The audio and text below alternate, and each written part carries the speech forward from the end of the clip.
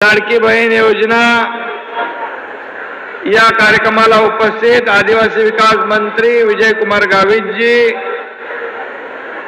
आपले दादा भुसेजी, जयकुमार रावल, सुभाष भामरे जी, किशोर धराडे, चंद्रकांत रघुवंशी, चंद्रकांत गावित, आमशा पाडवी, ज्योतिताई वाघमारे, आशा मामेडी, धरती देवरे, जितेंद्र पापळकर, विशाल नरवडे, श्रीकांत दिवरे आणि आपले गावित साहेब पण आहेत. आणि ज्यांनी हे सरकार बनवताना माझे भाऊ तर होते सोबत, 2 वर्षापूर्वी माझी बहीण मंजुळा गावित पण खांद्याला खांदा लावून उभी होती. त्यांचा आज शिवसेनेमध्ये प्रवेश झाला. मी त्यांचं मनापासून स्वागत करतो, मनापासून अभिनंदन करतो. आठे जमले मना भाऊ बहिणीसले मना राम राम.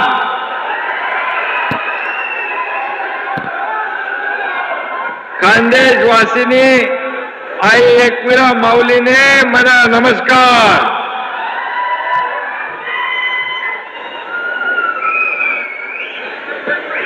थोडं कालच जागतिक आदिवासी दिवस झाला, त्याच्या आपल्या सगळ्यांना शुभेच्छा. आणि ज्या आदिवासी समाजातल्या देशभक्तांनी, स्वातंत्र्यवीरांनी या देशासाठी बलिदान दिलं, त्यांना विनम्र अभिवादन करतो, त्यांना भावपूर्ण श्रद्धांजली अर्पण करतो.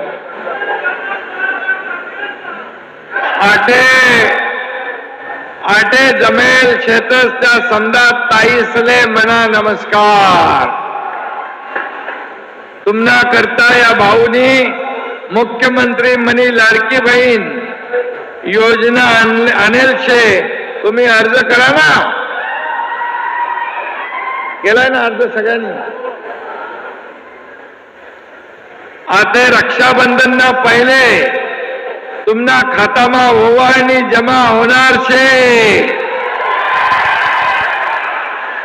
तुमच्या खात्यात 17 तारखेला मुख्यमंत्री माझी लाडकी बहीण योजनेचे 2 हप्ते जमा होणार.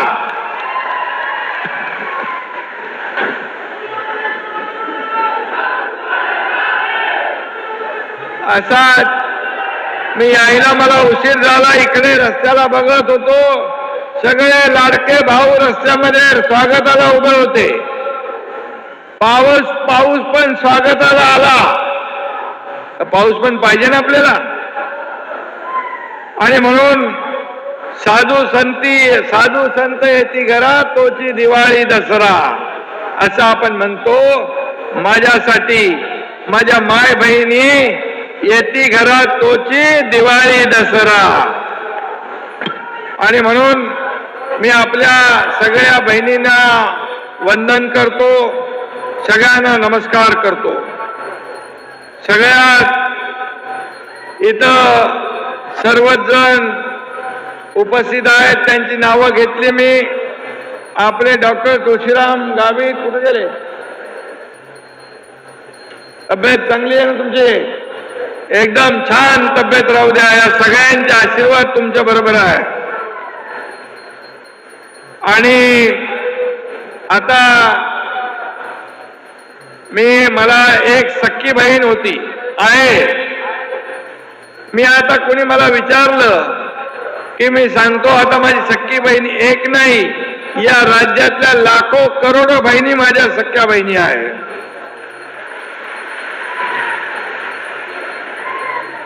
आणि आम्ही भाऊ सगळे नशीबवान आहोत की तुमच्या सर्व बहिणींचं प्रेम मिळतं. आज जिथं जातो तिथे सगळ्या बहिणी राखी बांधतात, स्वागत करतात, ओवाळणी करतात. एक मनाला फार समाधान होतं. एक आपल्याच परिवारातला एक भाऊ, अशी भावना जशी या राज्यातल्या लोकांची आहे तशी माझी देखील आहे. आता माझं कुटुंब, माझा परिवार आता मर्यादित नाही, हे महाराष्ट्रात माझा परिवार आहे, महाराष्ट्र माझं कुटुंब आहे.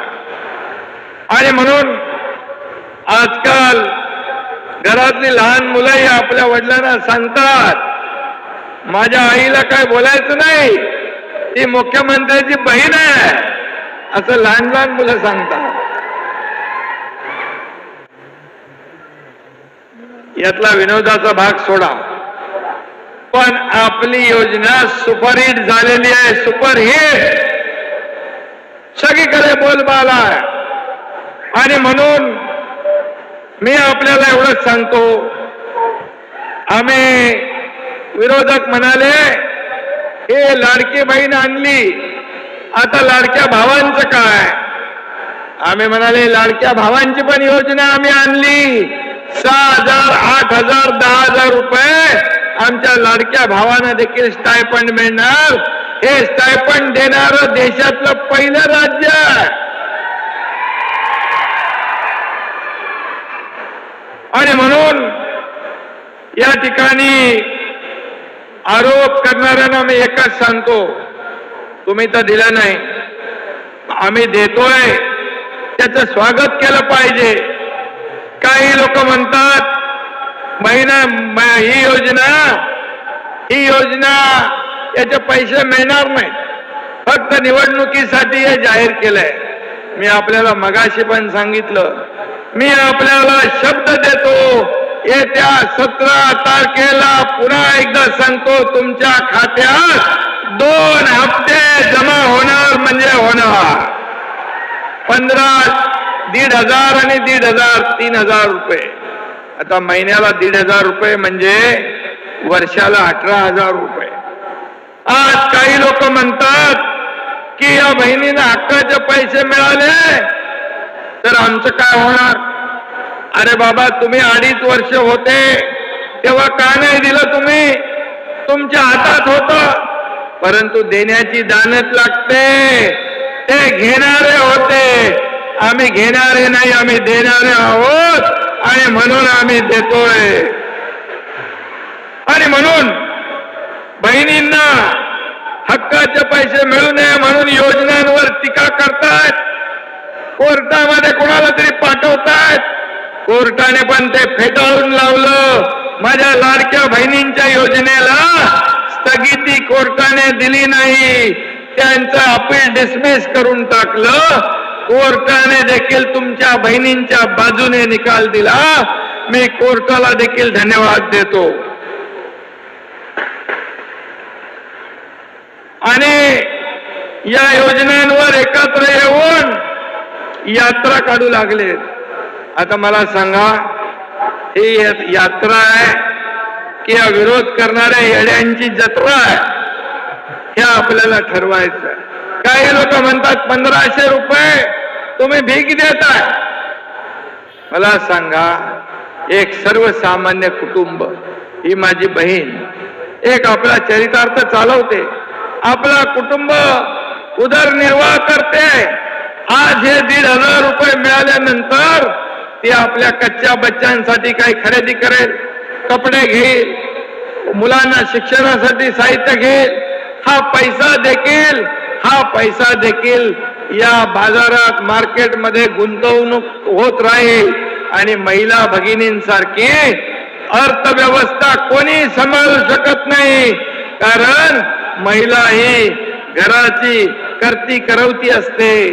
आणि मग असे जे लोक जो असा शब्द वापरतात, त्यांचे विचार किती खालच्या पातळीवर गेले.